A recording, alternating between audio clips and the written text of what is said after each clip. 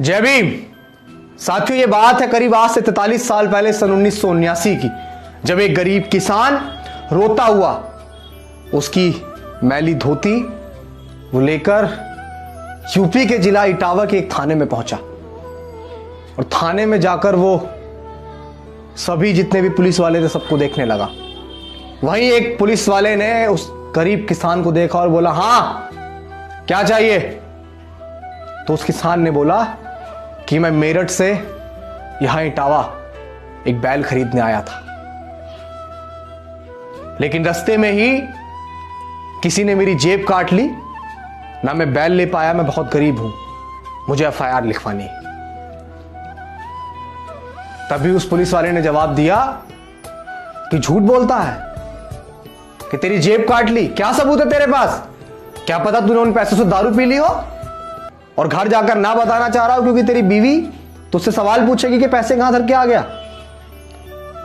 वो गरीब किसान जिसकी फटी धोती, जिसकी पूरी मैली धोती थी, और वो अपनी रोई सी अवस्था में एकदम एक थाने के कोने में जाके खड़ा हो गया। फिर एक और दूसरे पुलिस वाले ने उस किसान को देखा और जाके पूछा, क्या हुआ? क्या हुआ बाबा, कैसे यहां मायूस खड़े हो? तो उन्होंने बताया वही किस्सा कि मैं बैल लेने आया था और किसी ने मेरी जेब काट ली। तो उस पुलिस वाले ने बोला कि बाबा मैं आपकी मदद कर सकता हूं, लेकिन इसके लिए कुछ सौदा होगा, कुछ पैसे लगेंगे।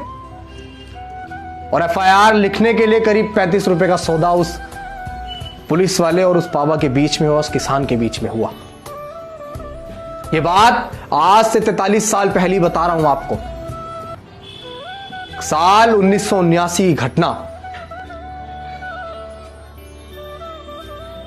तुरंत मुंशी ने एफआईआर लिखनी शुरू हुई। 35 रुपए में सौदा हुआ एफआईआर लिखने का। तुरंत एफआईआर लिखनी शुरू हुई। सारी बातें उस बाबा ने बताई कि मैं मेरठ से आया, यहां मैं एक बैल खरीदने आया था, रास्ते में मेरे साथ किसी ने मेरी जेब काट ली।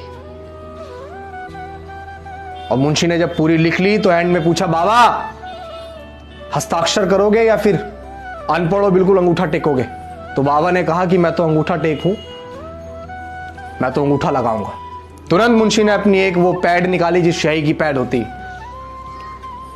वो पैड रखी। तो उस गरीब किसान ने,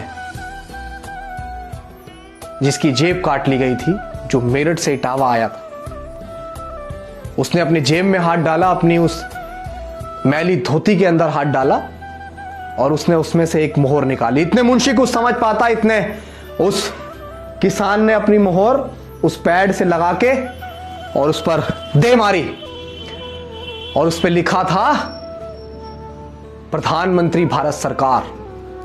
और इतने ही मुंशी को समझ पाता, इतने एक और पेन निकालकर उस पर लिख दिया चौधरी चरण सिंह। और अंजाम यह हुआ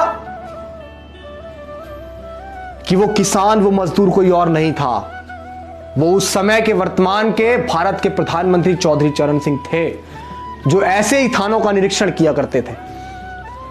और बताया जाता है कि तुरंत प्रभाव से पूरे थाने को सस्पेंड कर दिया।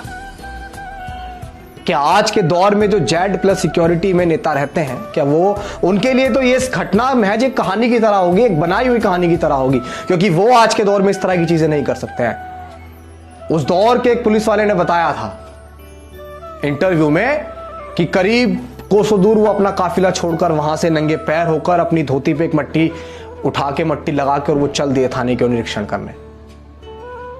आज उनकी जयंती है साथियों। तो चौधरी चरण सिंह की जयंती पर उन्हें हमारा कोटि कोटि नमन। वो हमारी यादों में हमेशा अमर रहेंगे। वो घटना जो मैं आपके बीच सुना रहा था, ये घटना कोई कहानी नहीं है। आप इतिहास के पन्नों को पलट के देखिएगा। ऐसे ही कभी वो जब यूपी के मुख्यमंत्री भी थे, तब भी वो इसी तरह का निरीक्षण किया करते थे साथियों। उम्मीद करता हूं कि मेरे द्वारा दी गई ये जानकारी आपको बहुत पसंद आई होगी। जय भीम, जय भारत, जय संविधान।